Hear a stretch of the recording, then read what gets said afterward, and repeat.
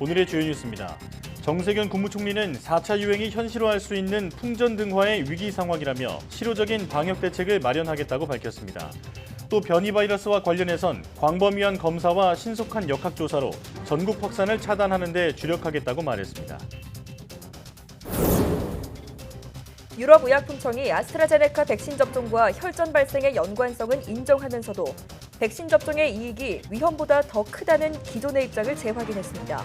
영국 정부는 30세 미만 젊은 층에는 아스트라제네카가 아닌 다른 백신을 접종할 것을 권고했습니다. 아스트라제네카 백신 혈전 논란과 관련해 국내 전문가들은 고위험군에 대한 백신 접종을 계속해야 한다고 제언했습니다. 정부는 전문가 논의 등을 거쳐 이번 주말 백신 접종 재개 여부를 결정할 계획입니다. 미 질병통제예방센터는 영국 변이 바이러스가 미국에서 가장 흔한 종이 됐다고 진단했습니다. 브라질 변이 바이러스가 급속도로 확산하는 남미에선 각국이 확진자와 사망자 수의 최고치를 경신했습니다. 조 바이든 미국 대통령이 일자리 창출을 위해 초대형 인프라 투자가 시급하다고 호소했습니다.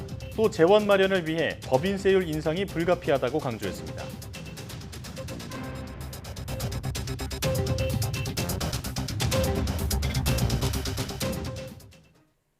여러분 안녕하십니까? 사이언스 투데이 시작합니다. 정세균 국무총리가 지금의 확산세를 막지 못하면 4차 유행이 현실화할 수 있는 풍전등화의 위기 상황이라며 실효성 있는 방역 대책을 마련하는 데 역점을 두겠다고 밝혔습니다. 정 총리는 코로나19 중앙재난안전대책본부 회의에서 확진자 수가 600명대를 돌파하기 시작했다며 이같이 말했습니다. 그러면서 장기간 누적된 방역 피로감이 현장의 실천력을 떨어뜨리고 있는 것도 간과할 수 없는 위험 요인이라고 언급하고 국민의 방역 참여와 실천을 당부했습니다. 아울러 정 총리는 지금까지 330건의 변이 바이러스가 확인된 우리나라도 결코 안전지대가 아니라며 정부는 광범위한 검사와 신속한 역학조사로 전국 확산을 차단하는 데 총력을 다하겠다고 강조했습니다. 유럽의약품청이 아스트라제네카 백신 접종과 혈전 발생에 대해 관련성을 인정했습니다. 다만 매우 드문 사례인 만큼 백신 접종의 이익이 부작용 위험보다 크다는 기존의 입장을 재확인했습니다. 하지만 아스트라제네카 백신에 대한 의구심은 여전히 남아있는 모습입니다. 이동헌 기자의 보도입니다. 아스트라제네카 백신 접종과 혈전 발생의 인과관계에 대해 부정적이었던 유럽의약품청이 현지 시간 7일 관련 가능성을 인정했습니다. The Prague, after a very in-depth analysis, has concluded that the reported cases of unusual blood clotting following vaccination with the AstraZeneca vaccine should be listed as possible side effects of the vaccine. 아스트라제네카 백신 접종 후 2주 이내에 매우 드물지만 혈전이 생길 가능성이 있으며 관련 증상이 나타날 경우 즉시 진료를 받을 것을 권고했습니다. 지금까지 보고된 혈전 발생 사례는 대부분 접종 2주 이내에 60대 미만 여성이었다고 전했습니다. 하지만 혈전 발생과 관련해 성별과 나이 등 특정한 위험 요소는 확인되지 않았으며 면역 반응에 따른 것일 수 있다고 설명했습니다. 유럽의약품청은 그러나 백신 접종 후 발생한 혈전은 매우 드문 사례로 백신 접종으로 얻는 이익이 부작용의 위험보다 더 크다고 강조했습니다. This vaccine has proven to be highly effective. It prevents severe disease and hospitalization, and it is saving lives. 따라서 18세 이상 모든 성인에게 아스트라제네카 백신의 접종을 권고한 기존 입장을 재확인했습니다. 하지만 아스트라제네카 백신에 대한 우려는 좀처럼 잦아들지 않고 있습니다. 영국 백신 자문기구는 현지 시간 7일 혈전 우려와 관련해 30세 미만 젊은 층에게 아스트라제네카가 아닌 다른 백신을 접종하라고 권고했습니다. 아스트라제네카 백신 2천만 회분이 접종된 영국에선 지금까지 희귀혈전 발생 사례가 79건 보고됐고 이 중 19명이 사망했습니다. YTN 이동헌입니다. 정부가 아스트라제네카의 코로나19 백신을 원래 계획대로 접종할지를 이번 주말에 공식 발표합니다. 코로나19 예방접종 대응 추진단은 국내외 상황과 이상 반응 발생 현황 등을 면밀하게 검토한 뒤 주말 중에 현재 보류된 아스트라제네카 백신 접종에 대한 재개 여부를 결정할 예정이라고 밝혔습니다. 정은경 추진단장은 안전성과 과학적 근거를 가장 중요하게 고려한다면서 예방적 차원에서 접종을 중단한 만큼 전문가 의견을 충분히 수렴해 과학적이고 안전한 결과를 발표하겠다고 강조했습니다. 권덕철 보건복지부 장관은 코로나19 백신 접종을 차질 없이 추진하기 위해 공급 물량과 원료 확보에 총력을 기울이겠다고 밝혔습니다. 권 장관은 기자간담회에서 새로 구성된 범정부 백신 도입 태스크포스에서 상반기 1,200만 명 접종을 꼼꼼하게 점검하고 있다며 이같이 말했습니다. 권 장관은 백신 추가 확보를 위해 화이자와 화상회의를 준비하고 있으며 노바백스는 필수 원부자재를 확보하고 허가가 진행되면 공급할 예정이라고 설명했습니다. 다만 중국의 시노팜 백신과 러시아의 스푸트니크 V 백신은 아직 도입을 검토하지 않고 있다고 밝혔습니다. 서울시 교육청은 올해 첫 초졸, 중졸, 고졸, 학력인정 검정고시를 오는 10일 서울시 내 14개 고사장에서 실시한다고 밝혔습니다. 지원자는 초졸이 396명, 중졸 977명, 고졸 3,595명 등 총 4,968명으로 이들은 11개 고사장에서 시험을 치릅니다. 코로나19 유증상자는 각 고사장에 마련된 별도 고사실에서 실험을 치르고 자가격리자와 확진자는 사전에 신청하면 별도 시험장에서 시험을 볼 수 있습니다. 서울시 교육청은 중앙방역대책본부의 강화된 시험 방역 대책에 따라 응시자 간 거리 1.5m 유지, 고사실 인원 20명 이하로 배정, 외부인 출입 전면 통제 등을 시행합니다. 또 모든 응시자는 입실할 때부터 퇴실할 때까지 마스크를 착용해야 합니다. 교육청은 또 입실은 오전 8시까지 가능하지만 입실 전 체온 측정 등으로 시간이 걸릴 것으로 예상한다며 평소보다 일찍 고사장에 도착해달라고 당부했습니다. 영국발 변이 코로나19 바이러스는 기존 바이러스보다 전염성과 치명률이 더 높은 것으로 알려져 있죠. 이 영국발 변이 바이러스가 미국에서 가장 지배적인 종이 됐다는 미국 보건당국의 진단이 나왔습니다. 김진호 기자입니다.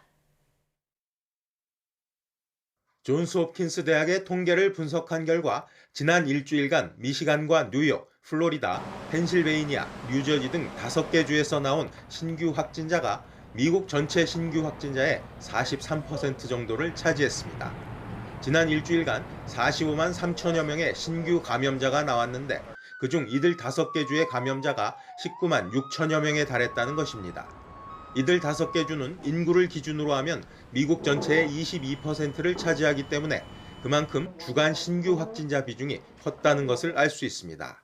특히 미시간주에서는 1,649명이 영국발 변이로 확인돼 지금까지 확인된 영국발 변이 중 10%가 넘는 비율을 보였습니다. 변이 확산과 함께 미시간주의 감염자도 5주 새 5배가 늘 정도로 증가세가 가팔라지고 있습니다. 문제는 전염성이 강한 영국발 B117 변이가 미국의 가장 흔한 종이 됐다는 것입니다. Based on our most recent estimates from CDC surveillance, the B117 variant is now the most common lineage circulating in the United States. 월렌스키 국장의 발언은 미국에서 코로나19의 4차 유행이 시작됐다는 징후가 보이는 가운데 나온 분석이어서 주목됩니다. CDC에 따르면 6일까지 16,275명의 영국발 변이 바이러스 감염자가 확인됐습니다. 그러나 CDC는 실제 영국발 변이 감염자는 이보다 훨씬 많을 것으로 추정하고 있습니다.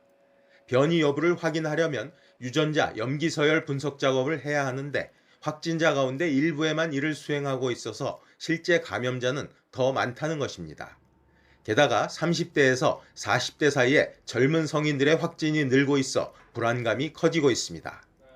Hospitals are seeing more and more younger adults, those in their 30s and 40s, admitted with severe disease. 사정이 이렇다 보니 연방정부가 감염자가 급증하는 미시간 같은 곳에 더 많은 백신을 배포하도록 정책을 수정해야 한다는 의견도 나오고 있습니다. YTN 김진호입니다.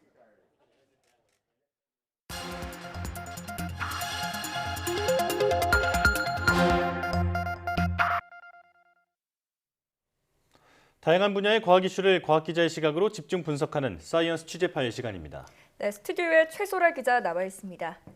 어서 오십시오. 안녕하세요. 네, 오늘은 어떤 소식 준비해 오셨나요? 네, 국내에서 아스트라제네카 백신 접종이 일시적으로 중단됐습니다.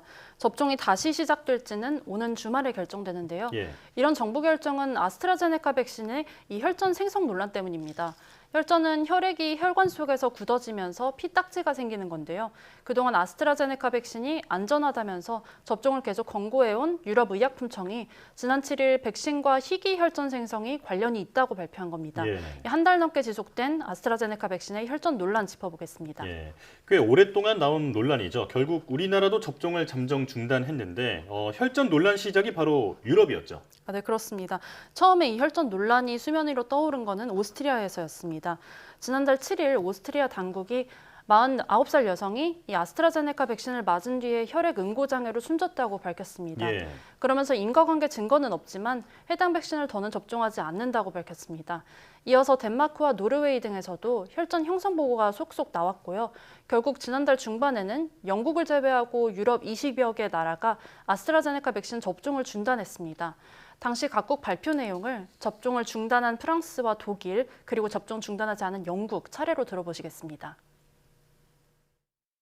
La décision qui a été prise, en conformité aussi avec notre politique européenne, c'est de suspendre par précaution la vaccination avec AstraZeneca, en espérant la reprendre vite, si l'avis de l'EMA le permet. Die Entscheidung heute ist eine reine Vorsichtsmaßnahme. Uns allen ist die Tragweite dieser Entscheidung sehr bewusst. Und wir haben uns diese Entscheidung nicht leicht gemacht. They see no reason at all to discontinue the vaccination program and they are for any of the vaccines that we're currently using. They believe that they are effective, highly effective. 네, 얘기를 들어보니 인과관계를 정확하게 밝힌 건 아니지만 예방적 조치로 접종을 중단한 상황이었군요.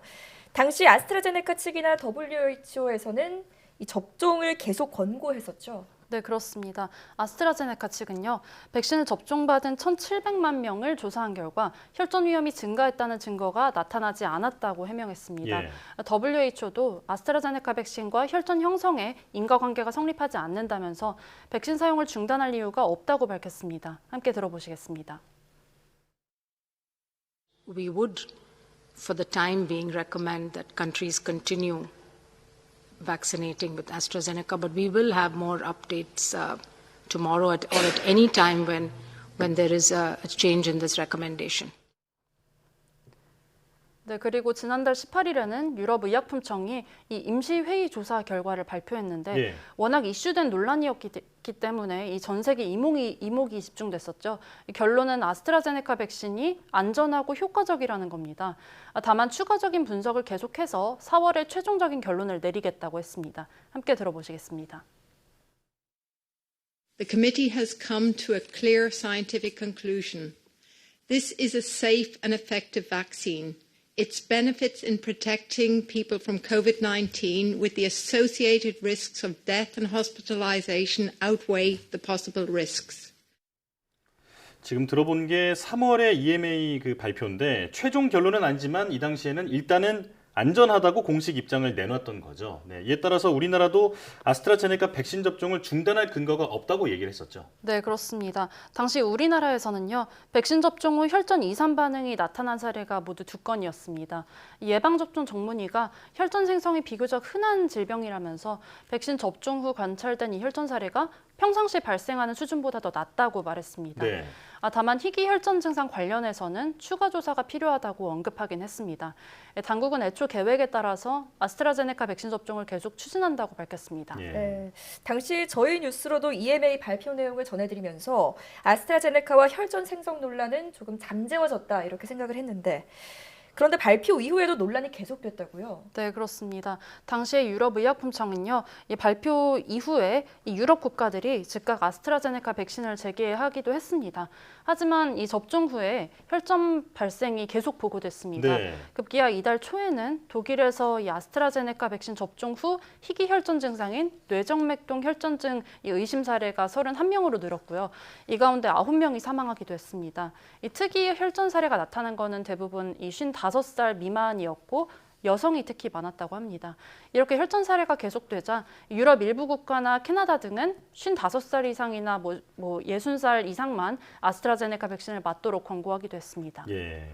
자, 이렇게 상황이 계속 악화가 되면서 앞서 추가 조사를 시사했던 유럽의약품청이 최종 결론을 내놨죠. 네, 그렇습니다. 유럽의약품청이 현지 시간 7일 아스트라제네카 백신이 특이 혈전 생성 사례, 그러니까 뇌정맥동 혈전증과 관련이 있을 가능성이 있다고 밝혔죠. 네. 그러면서 이런 사례는 극히 드물다고 백신의 이익이 부작용 위험성보다 크다는 기존 입장을 다시 한번 강조했습니다. 하지만 발표 이후에 더 많은 나라가 즉시 이 백신 접종 대상을 수정했습니다. 스페인은 앞으로 60에서 65살에게만, 벨기에는 56세 이상, 그리고 이탈리아는 60세 이상에만 아스트라제네카 백신 접종을 권고한다고 밝혔습니다. 네. 우리나라도 8일부터 시작할 예정이었던 특수학교 종사자와 유치원 초중교구 대상 이 백신 접종을 일시 연기하기로 했습니다. 아스트라제네카 백신 접종 재개 일정은 이번 주말에 발표됩니다. 네. 여전히 아스트라제네카 백신 접종이 더 큰 이익이다라는 점에서도 변함이 없지만 드물더라도 위험성이 확인된 만큼 몇몇 국가들이 접종을 중단한 것으로 볼 수 있겠습니다. 아스트라제네카는 앞서서도 여러 논란이 있었잖아요. 네, 그렇습니다. 먼저 임상시험 단계에서 아스트라제네카 백신의 이 용법 논란이 있었죠. 또 65세 이상 고령층 접종에 대해서도 잡음이 생긴 바 있고요. 네. 또 이번에는 혈전 문제가 불거진 겁니다. 이딴 논란이 계속되면서 이 아스트라제네카 백신 수용성이 낮아질 우려가 나옵니다. 지금까지는 아스트라제네카 백신이 국내 도입 백신의 최대 비중을 차지하는데요. 이 아스트라제네카 백신 접종이 중단되거나 접종이 다시 시작되더라도 접종률이 낮아진다면 국내 집단 면역 달성이 늦춰질 수 있다는 분석이 나옵니다. 네.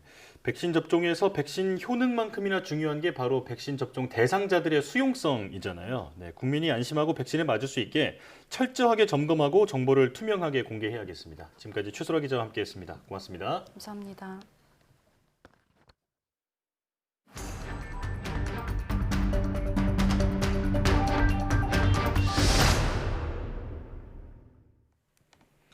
네, 앞서 전해드린 것처럼 유럽의약품청이 아스트라제네카 백신과 혈전 생성 사이의 연관 가능성을 인정했습니다. 이에 따라 국내에서도 보건교사 등을 대상으로 한 아스트라제네카 백신 접종을 일단 중단했는데요. 네, 문제는 국내 코로나19 확진 상황입니다. 확진자가 계속 늘어나서 700명까지 치솟으며 4차 유행이 현실화됐다, 이런 전망도 나오고 있습니다. 코로나19 브리핑에서 자세한 내용 알아보겠습니다. 고려대학교 약학대학 김정기 교수 전화로 연결돼 있습니다. 교수님 나와 계시죠? 네, 안녕하세요. 네, 유럽의약품청이 아스트라제네카 백신과 혈전 사이의 연관성을 발견했다며 이를 아스트라제네카 백신의 부작용으로 정식 등록해야 한다고 밝혔습니다. 하지만 매우 희귀한 사례라고 덧붙였는데요. 이번 발표가 어떤 내용인지 설명해 주시죠. 일단 말씀하신 것처럼 EMA, 즉 유럽의약품청에서 이번 아스트라제네카 백신 접종 후에 발생하는 혈소판 저하를 동반하는 희귀혈전증이 연관계가 있다라고 얘기를 하고 있거든요. 네. 그 원인으로 아스트라제네카 백신 접종 후에 발생하는 면역 반응을 지금 염두에 두고 있는데, 일단은 이러한 면역 반응이 원인이라고 하면 일단 아스트라제네카 백신 플랫폼을 좀 들여다봐야 됩니다. 그래서 이 아스트라제네카 백신 같은 경우에는 아데노바이러스 전달체를 이용한 백신 형태거든요. 네. 여기에 삽입된 코로나19 바이러스의 스파이크 단백질을 암호화하는 유전자 부위가 있는데, 여기서 발생한 스파이크 단백질이 이러한 면역 반응을 과도하게 유발한다라고 보기에는 다소 어려운 것 같고, 네. 일단 플랫폼으로 사용하고 있는 아데노바이러스 그 자체도 면역 반응이 굉장히 상당히 높게 나타나거든요. 네. 그래서 이러한 부분에 의해서 발생되는 어떤 부작용의 한 형태가 아닐까라고 생각을 하고 있습니다. 네. 근데 다만 지금 아스트라제네카 백신 접종 후에 발생하는 어떤 면역 반응이 원인일 거다라고 추정만 할 뿐 정확한 기전에 대해서는 아직 밝혀져 있지 않습니다. 그래서 이 부분을 밝히기에는 좀 상당한 시간이 소요될 걸로 보고 있는데, 일단 이 플랫폼이 갖고 있는 어떤 한계점 때문에 발생하고 있는 문제가 아닐까라고 이해를 하시면 될 것 같습니다. 네. 추정만 할 뿐이고 상황은 좀 더 지켜봐야 된다, 이렇게 정리해 주셨습니다. 이렇게 혈전 생성 논란이 커지자 일단 우리 정부는 60대 미만과 보건교사 등 아스트라제네카 백신 접종을 한시적으로 보류했습니다. 이런 정부 결정이 적절했다고 보십니까? 글쎄요, 이 부분은 상당히 어려운 부분인데, 우리나라 같은 경우에 최근에 확진자가 크게 다시 증가하면서 다시금 백신 접종의 중요성이 대두되고 있거든요. 예. 이렇게 이런 부분이 강조되고 있는 상황에서 현재 우리나라에 도입되고 있는 대부분의 코로나19 백신이 아스트라제네카 백신입니다. 물론 일부 화이자 백신도 있습니다만 대부분이 아스트라제네카 백신이다 보니까 이 아스트라제네카 백신의 접종을 보류를 하게 되면 일단 우리나라에서의 어떤 백신 접종 스케줄, 즉 집단 면역 형성까지 이 속도에 문제가 발생할 가능성이 상당히 높다 이렇게는 보고 있고요. 네. 물론 이 아스트라제네카 백신을 맞고 희귀혈전증이 발생을 해서 사망하는 사례가 나오게 되면 이 당사자 입장에서는 상당히 우려스러운 부분인데 전체적인 상황을 보면 일단 아스트라제네카 백신을 맞고 발생하는 희귀혈전증의 비율이 상당히 낮은 꼴이거든요. 반면에 백신 접종을 안 맞고 코로나19에 감염돼서 사망하는 사례랑 비교를 했을 때는 상당히 차이가 많이 납니다. 즉 이익 측면에서 백신을 그러니까 물론 이 희귀혈전증 발생 가능성이 있습니다만 백신을 맞고 감염이 안 되는 게 더 잠재적인 우위에 있다. 그러니까 이익 측면에서 잠재적인 우위에 있는 거는 맞습니다. 네. 그래서 이 부분 만약에 가장 중요한 것이 우리나라에서 아스트라제네카 백신 이외에 다른 대안이 있으면 지금처럼 접종을 보류하는 게 맞다라고 생각이 되는데 네. 지금 현 상황은 말씀드린 것처럼 아스트라제네카 백신 이외에는 일부 화이자만 현재 도입이 되고 있고 또 다른 선택지가 없거든요. 그래서 이렇게 잠재적인 우위에 있는데도 불구하고 이 접종 보류를 하는 게 맞느냐 이 부분은 좀 따져봐야 된다 이렇게 생각을 하고 있습니다. 네. 교수님께서 말씀하신 것처럼 유럽의약품청도 아스트라제네카 백신 접종의 전체적인 이익이 부작용 위험보다 크다는 기존 입장을 고수했습니다. 우리 정부 입장에서는 쉽지 않은 선택을 해야 하는 상황인데 당장 상반기 내 1,200만 명 접종 계획에 차질이 불가피한 상황이죠. 일단은 어느 정도 영향을 받을 거다라고 생각을 하고 있습니다.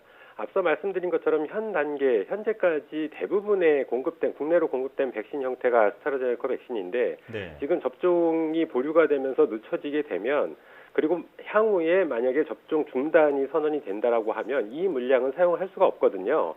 근데 가만히 따져보면 우리가 정부에서 지금 계약을 맺은 코로나19 백신 물량이 총 7,900만 명분인데 이 중에 아스트라제네카 백신은 한 1,000만 명 정도 분밖에 안 됩니다. 여기에 물론 코백스 물량의 상당 부분이 아스트라제네카 백신 형태로 도입이 될 거라고 생각을 하는데 어찌됐든 다 따져봐도 한 1,500만 명 정도의 어떤 물량이다 이렇게는 생각을 하고 있고 그렇게 보면 나머지 타 제약사의 그 코로나19 백신 형태들이 훨씬 더 많은 비중을 차지할 거다라고 생각을 하고 있습니다. 근데 가장 중요한 거는 현재 계획하고 있는 시점에 맞게 제대로 공급이 돼야 된다라고 생각을 하고 있거든요.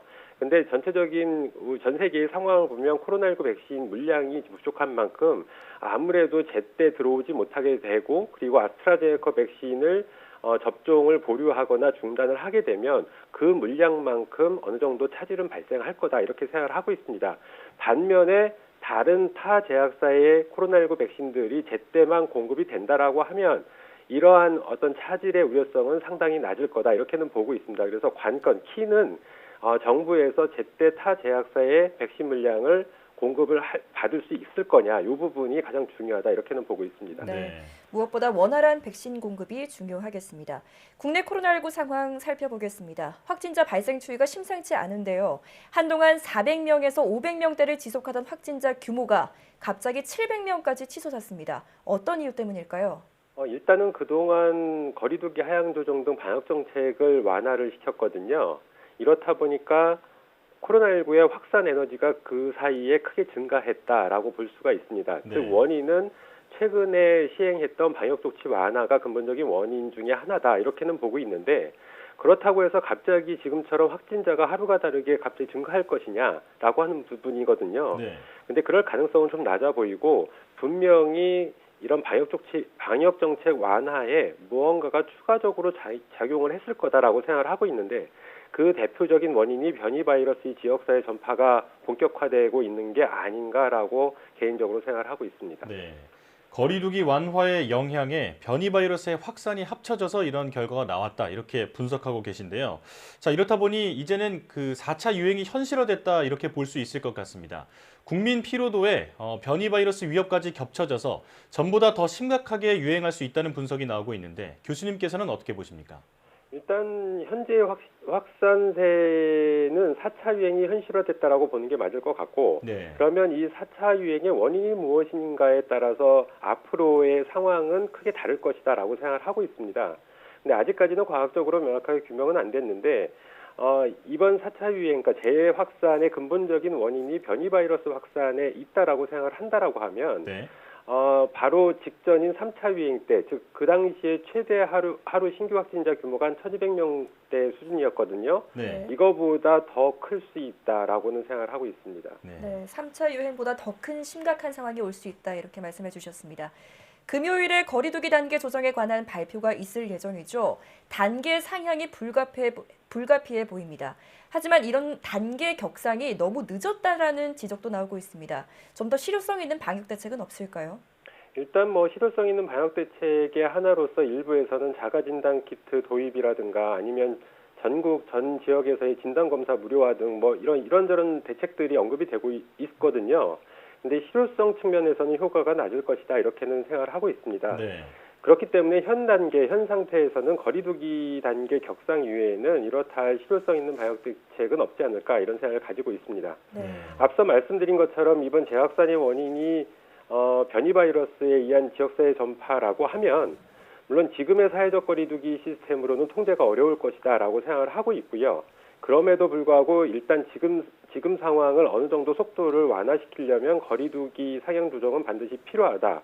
여기에 추가적으로 변이 바이러스 확산에 따른 새로운 사회적 거리두기 시스템을 빨리 재정비해야 될 필요가 있다. 그러니까 기존의 거리두기 단계 시스템을 계속 적용을 하다 보면 변이 바이러스에 의한 확산 속도를 따라가지 못할 것이다라고 생각을 하고 있습니다. 예. 여기에 그리고 지난번 3차 유행 때는 경제적인 이유로 이 확산 속도를 뒤따라가는 방역 조치를 취했었거든요. 예. 이렇다 보니까 3차 유행 당시에 굉장히 그 확산, 기간이 장기화되는 이런 부작용을 낳은 부분이 있는데, 그만큼 만약에 확산이 장기화가 되게 되면 그만큼 경제적인 피해는 오히려 더 커질 수가 있거든요. 네. 따라서 이번 재확산을 막으려면 선제적인 방역 조치를 취해서 단기간에 확산을 빨리 막는 것이 가장 중요할 것이다라고 생각을 하고 있습니다. 예. 모든 시나리오를 염두에 두고 치밀한 방역 대책이 마련되어야겠습니다. 지금까지 고려대학교 약학대학 김정기 교수와 함께 코로나19 상황 살펴봤습니다. 교수님 고맙습니다. 네, 감사합니다.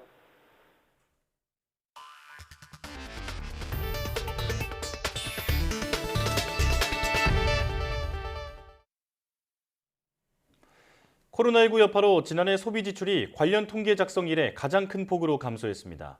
통계청이 발표한 2020년 연간 지출 가계 동향조사 결과에 따르면 지난해 전국 가구의 월 평균 소비 지출은 240만 원으로 1년 전보다 2.3% 줄었습니다.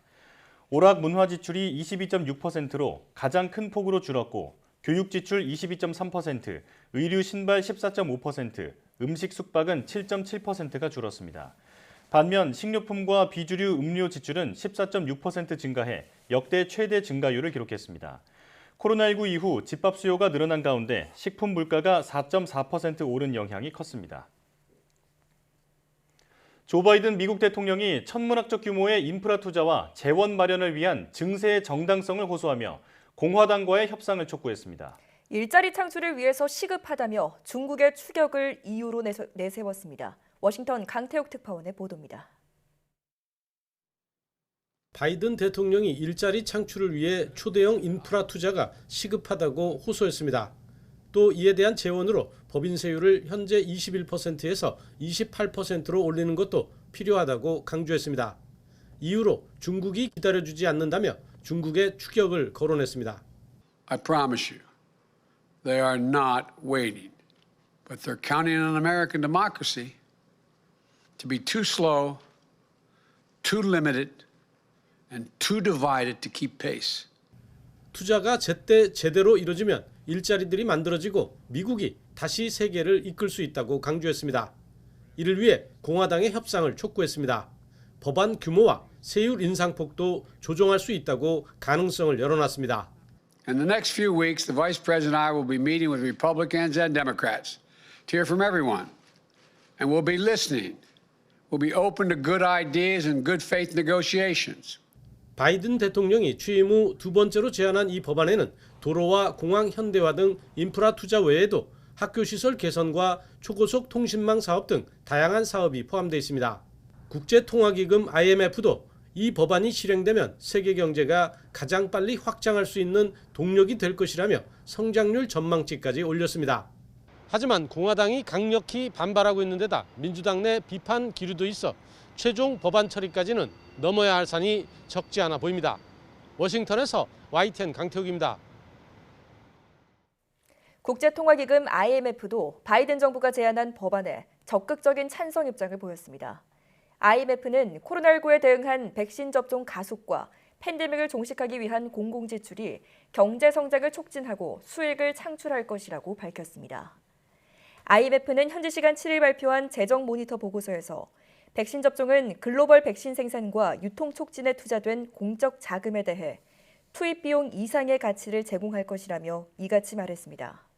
또 전 세계에서 더욱 빠른 백신 접종이 이루어져 바이러스가 더 빨리 통제될 경우 선진국에서는 2025년까지 1조 달러 이상의 추가 세수가 창출될 수 있다고 전망했습니다. 주요 20개국 G20은 현지 시간 7일 올해 중반까지 법인세 하한선 설정과 디지털세 부과 등 글로벌 조세 의제와 관련해 합의에 기반한 해법을 도출하기로 했습니다. 블룸버그 통신 등에 따르면 G20 재무장관과 중앙은행 총재는 국제통화기금과 세계은행의 봄 총회 기간 화상회의를 열고 이같이 뜻을 모았습니다. 이들은 성명에서 조세 의제와 관련해 공정하고 지속 가능하며 현대적인 국제 조세 시스템을 위해 계속 협력하기로 했다고 밝혔습니다. 이번 성명은 미국이 글로벌 법인세 인하 경쟁을 중단하고 국제적인 법인세 하한선을 설정하자고 촉구한 이후 나온 것으로 제닛 옐런 미 재무장관은 앞서 글로벌 법인세 최저 세율을 현재 OECD에서 논의 중인 12.5%보다 훨씬 높은 21%로 설정하는 방안을 제시했습니다. 코로나19 대유행으로 전 세계를 강타한 경제 위기가 부자들만은 비껴갔다는 사실이 다시 한번 확인됐습니다. 지난 1년간 17시간마다 한 명꼴로 억만장자가 새로 탄생했고 증시에 돈이 몰리면서 부자들은 더욱 부자가 됐습니다. 이어진 기자가 보도합니다. 미 경제 전문지 포브스 집계 결과 올해 전 세계에서 재산이 10억 달러, 우리 돈 1조 1천억 원이 넘는 이른바 억만장자는 2,755명으로 1년 전보다 660명 늘었습니다. 역대 최다 수치인데 이 가운데 처음으로 억만장자 대열에 합류한 사람은 493명으로 17시간마다 한 명꼴로 늘어난 셈입니다. The very, very rich got very, very richer. And we have 493 new billionaires. That's one new billionaire every 17 hours. 세계 1등 부자는 4년 연속 제프 베이조스 아마존 CEO가 차지했습니다. 베이조스의 자산은 아마존 주가가 급등하면서 1년 전보다 640억 달러 늘어난 1,770억 달러, 우리 돈 198조 원에 달했습니다. 1년 전 31위에 머물렀던 일론 머스크 테슬라 CEO는 246억 달러였던 자산이 1,510억 달러로 급증해 단숨에 2위로 뛰어올랐습니다.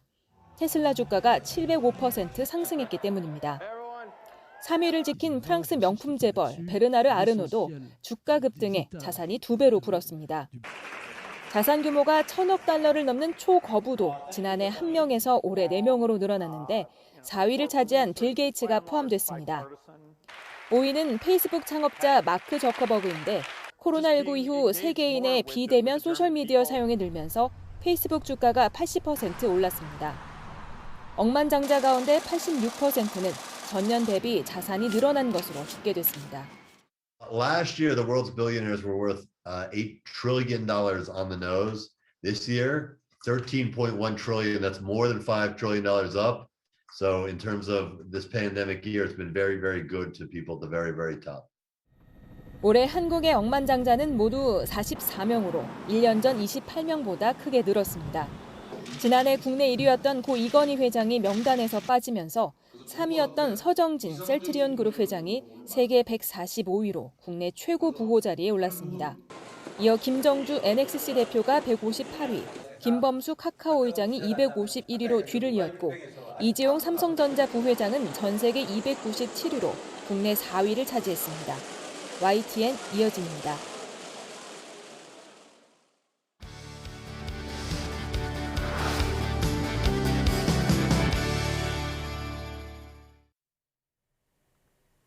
현미경의 발명으로 인류는 눈에 보이지 않는 작은 세계를 탐구할 수 있게 됐습니다. 최근에는 나노물질의 움직임도 순간 포착할 수 있는 4차원 전자현미경까지 개발돼 새로운 미시 세계의 문이 열렸다고 하는데요. 네, 오늘 과학의 달인에서는 특별한 4차원 전자현미경에 대해 알아보겠습니다. 울산과학기술원 화학과 권오훈 교수와 함께합니다. 어서 오십시오. 네, 안녕하십니까? 네, 안녕하십니까? 자, 전자현미경은 눈에 보이지 않는 작은 물질을 고해상도로 볼 수 있게 하는 장치인데요. 그런데 교수님께서는 기존의 전자현미경보다 발전된 4차원 전자현미경을 개발하셨다고 들었습니다. 이게 3차원도 아니고 4차원이 앞에 붙어 있는데 기존 전자현미경과는 어떻게 다른 건가요? 일반적인 현미경은 평면적인 물질의 사진이나 3차원 구조를 찍을 수 있는 반면에 4차원 전자현미경의 경우 빠르게 움직이는 물질의 모습을 실시간으로 촬영할 수 있는 능력을 가지고 있습니다. 네. 즉 공간에 해당하는 3차원에 시간 차원을 더해 4차원 전자현미경 혹은 초고속 전자현미경이라고 부릅니다. 마치 쇼트트랙 결승점을 통과하는 사진을 찍는 것 같이 4차원 전자현미경은 최대 펜토초 단위의 프레임으로 사진을 찍을 수 있는데요. 네. 펜토초란 시간의 단위로 천조분의 1초를 뜻하고 물질이 움직이는 물리적 현상이 일어나는 가장 기본이 펜토초이기 때문에 펜토초 단위로 물질의 모습을 관찰하는 것은 매우 중요합니다. 네. 이처럼 4차원 전자현미경은 나노물질이 빠르게 움직여도 흔들리지 않고 선명하게 찍을 수 있고 물질의 변화 과정을 동영상으로도 촬영할 수 있습니다. 그렇군요. 네, 그러니까 4차원 전자현미경은 마치 연속 사진을 찍는 것처럼 화학 반응 같은 물질의 변화를 모두 촬영할 수 있다 이런 말씀이신 거군요. 그렇다면 이 4차원 전자현미경을 통해서 밝혀낸 현상은 어떤 것이 있는지 좀 궁금합니다. 네, 여러 연구가 있지만 그중에서 금나노 입자의 진동 모습을 최초로 실시간으로 촬영한 연구에 대해서 소개해드리고 싶습니다. 예. 기존의 분석법으로는 매우 작은 나노 입자의 하나하나 선택적으로 연구할 수가 없어가지고 주로 100만 개 이상 모여있는 군집의 거동에 관해서 연구하고 이를 토대로 나노 입자 하나의 성질을 유추해왔는데요. 예. 울산과학기술원에 설치한 4차원 전자현미경을 활용하면 최고 수준의 해상도로 각각의 나노 입자의 고유한 움직임이나 성질을 밝혀낼 수 있습니다.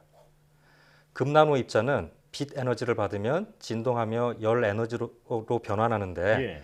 너무 빠르게 진동하기 때문에 그 변화를 눈으로 확인할 수가 없었습니다. 하지만 저희는 빛 에너지가 어떻게 열 에너지로 변화해서 어떤 물리적, 화학적 현상을 유발하는지 연구해 이에 관한 기초 지식의 폭을 넓혔다고 생각합니다. 예. 네. 자, 예전엔 숲을 보는 수준이었다면 이제는 나무를 한 그루씩 살펴볼 수 있게 됐다. 뭐 이렇게 비유할 수 있을 것 같은데요. 자, 그런데 이렇게 작은 나노물질의 움직임을 관찰하는 게 과학적으로 어떤 의미가 있나요? 다양한 물질의 구조를 밝히고 물리적 현상을 이해하는 것은 모든 과학의 출발점입니다. 예. 현재 우리가 지닌 과학 지식의 상당 부분은 눈에 보이는 물질의 평균적인 성질에 기반을 두는데요. 현재 봉착한 과학적 난제나 기술적 한계를 극복하려면 원자, 분자, 나노물질 수준에서 감춰진 성질을 밝혀낼 필요가 있습니다. 예. 이는 새로운 기능을 지닌 물질이나 소자 개발의 토대가 될 수 있다고 생각합니다. 네. 나노물질에서 새로운 현상을 발견하는 것이 모든 연구의 근간이다 이런 말씀이신 거군요. 이렇게 다양하게 활용할 수 있는 4차원 전자현미경 개발하기까지의 과정이 좀 쉽지 않았을 것 같습니다. 어떤 어려운 점이 있으셨나요? 여러 난관이 있었는데요. 네. 매우 정밀한 장비이기 때문에 주변 환경이 안정적이어야 했고 그리고 온도나 습도 변화에 민감해서 온도는 0.5도 이내, 습도는 항상 25% 이하를 유지해야 하고 건물이나 외부의 미세한 진동도 최소화해야 했어요. 예. 그래서 건물 지하 맨 아래층 엘리베이터에서 멀리 떨어진 곳을 어렵게 찾아서 겨우 설치할 수가 있었습니다. 예. 네. 그리고 4차원 전자현미경을 개발할 때는 기존의 상용 전자현미경을 구매한 후 다시 뜯어서 개조하는 작업을 거치는데요. 네. 멀쩡한 고가의 정밀 장비를 분해하고 다시 개조하는 과정에서 혹시나 계획한 대로 잘 작동하지 않으면 어떻게 하나 하는 심적 네. 부담이 상당했습니다. 예. 또 찰나의 순간을 찍기 위해서는 레이저빔이 전자현미경 안으로 들어가야 하는데요. 이후에 시료에 정확하게 조사를 해야 하는데 보시다시피 전자현미경이 쇠로 덮여 있어서 현미경 안을 눈으로 볼 수 없었습니다. 네. 막혀 있는 상태에서 빛을 시료가 있는 바늘구멍만한 데다가 조사하는 것은 너무너무 어려웠습니다. 네. 그리고 마지막으로 광학, 전자기학, 기계, 전기, 프로그래밍 등 다양한 지식과 기술이 필요해서 대학원생들하고 이제 함께 공부하느라고 고생 좀 했습니다. 네. 요약해서 말씀해 주셨지만 얼마나 많이 고민하고 연구하셨을지 짐작이 되는데요. 자, 이렇게 어렵게 개발한 4차원 전자현미경을 이용해서 다양한 연구가 이루어지고 있다고 들었습니다. 최근에는 신소재 물질의 변형까지 관찰하셨다고요? 네. 차세대 전자소자의 소재 물질로 주목받는 흑린이 외부 빛에 반응해 주름처럼 구겨지는 전 과정을 최초로 실시간 포착했습니다. 네. 흑린은 그래핀과 비슷한 2차원 물질, 즉 원자 수준의 두께를 갖는 고체 물질인데요. 예. 전기적 특성을 쉽게 바꿀 수 있어야 소자 재료로 쓸 수 있는데 흑린은 외부 자극으로 미세 구조가 변형되면 전기적 특성이 바뀌는 특이한 성질을 갖고 있습니다. 네. 또 탄소 원자 대신에 인 원자로 이루어져 있고 가로 세로 방향으로 구조가 달라서 전기 전도도, 열 전도도 등의 물성도 축에 따라 다른 특징을 갖는데요.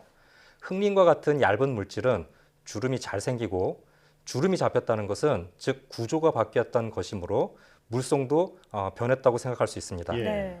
그러므로 2차원 물질의 주름을 조절할 수 있으면 물성도 조절할 수 있습니다. 지금까지 흑린이 외부 자극에 반응해 순간적으로 구조가 변하는 모습을 실시간으로 직접 관찰한 연구는 없었습니다. 예. 그런데 이제 저희는 4차원 전자현미경을 이용해 흑린의 빛을 쪼여 에너지를 집어넣고 실시간으로 축에 따라 주름이 비대칭적으로 잡히고 풀리는 과정을 동영상으로 촬영할 수 있었습니다. 저희는 이런 연구를 통해 흑린을 구성하는 인 원자가 더 빼곡하고 탄탄하게 쌓여 있는 방향으로 구조 변형이 잘 생긴다는 사실을 발견할 수 있었습니다. 예. 네, 이 흑린이라는 물질이 원자 수준으로 얇아서 이런 미세한 구조를 관찰하기가 어려웠는데 4차원 전자현미경을 통해서 가능하게 됐다 이런 말씀이시거든요. 이 4차원 전자현미경을 새로운 분야에도 좀 활용하고 계신다면서요? 네, 퀀텀닷 연구에도 활용하고 있는데요. 네. 퀀텀닷은 가시광선을 흡수해 다양한 빛을 내는 특성으로 디스플레이의 소자로 실생활에 활용되고 있습니다. 하지만 빛의 색깔과 수명을 결정하는 정확한 요인이 아직 풀리지 않았는데요. 그런데 이 4차원 전자현미경에 의해 4차원 전자현미경에서 전자빔에 의해서 물질에서 빛이 방출하는 음극선 방출 현상을 접목하면 퀀텀닷의 모양과 크기에 따라 빛을 내는 규칙성과 특이성을 실시간으로 파악할 수 있습니다. 네. 네. 디스플레이의 발광 소자인 퀀텀닷이 어떤 빛을 얼마나 오래 낼 수 있는지 그 원리를 알아내는 성과를 거뒀다 이렇게 말씀을 해주신 건데요. 앞으로 활용 분야가 무궁무진할 것 같은데 이 4차원 전자현미경을 통한 나노 연구 어떻게 발전할까요?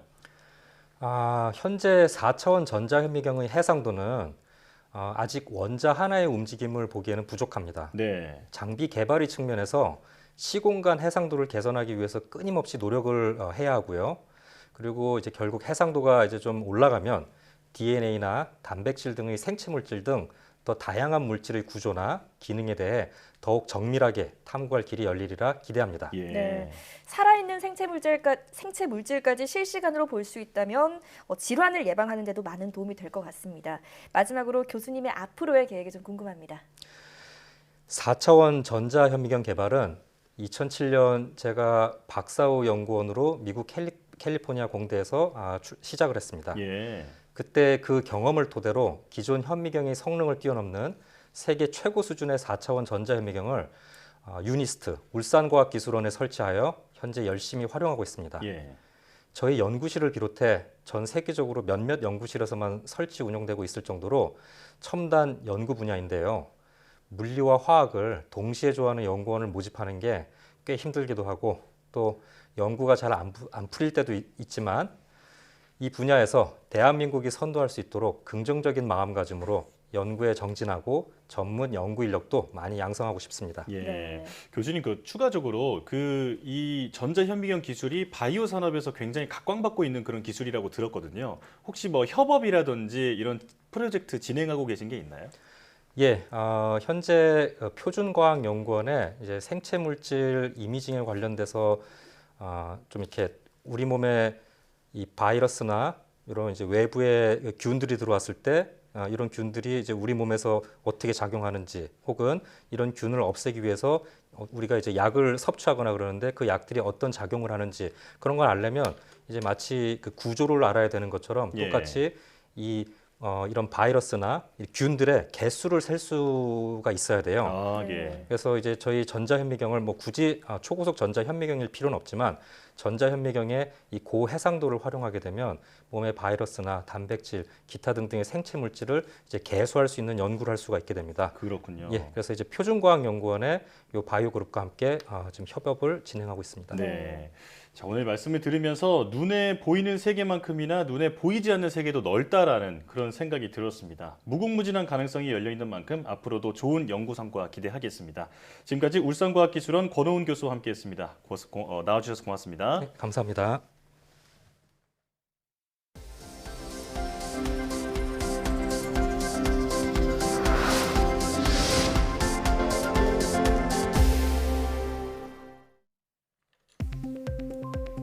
SF 영화처럼 실제 움직임을 이용해 가상 공간에서 다양한 실감 콘텐츠를 즐길 수 있는 체험 플랫폼이 개발됐습니다. 한국생산기술연구원 권호훈 박사팀은 압력과 진동을 전달하는 햅틱 슈트를 입고 트레드밀 위에서 다양한 가상현실을 체험하고 와이어를 통해 무중력 상태도 느낄 수 있는 혼합현실 체험 플랫폼을 개발했다고 밝혔습니다.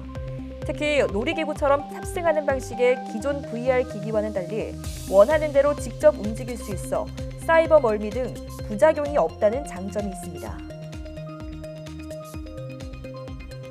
손상된 뇌 기능을 조기에 회복할 수 있게 도와주는 새로운 단백질 결합이 발견됐습니다.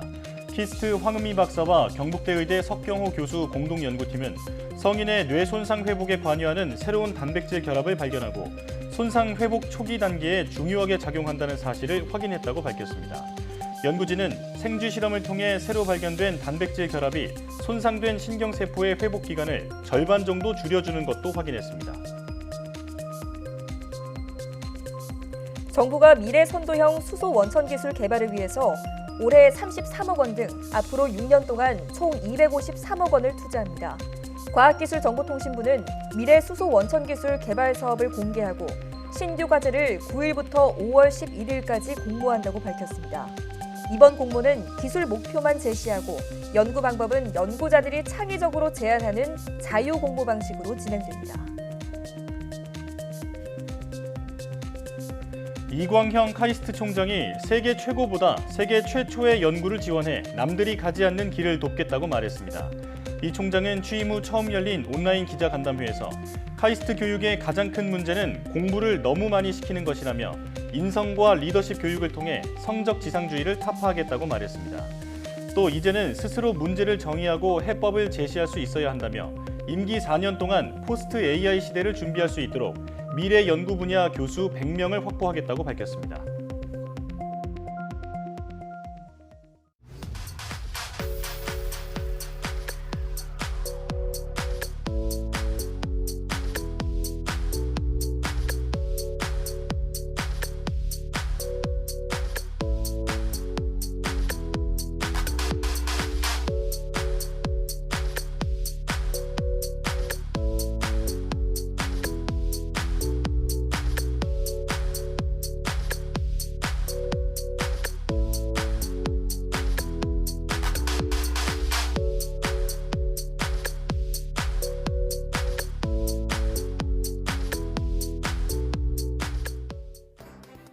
석 달여 만에 700명대 확진자가 나온 가운데 아스트라제네카 백신 접종까지 잠정 중단돼 방역 위기가 현실로 다가왔습니다. 정부의 실효성 있는 대책과 함께 국민의 참여 방역이 절실합니다. 불필요한 모임과 외출을 자제하고 방역 수칙을 철저히 지켜주시기 바랍니다. 사이언스 투데이 마칩니다. 함께해 주신 여러분 고맙습니다.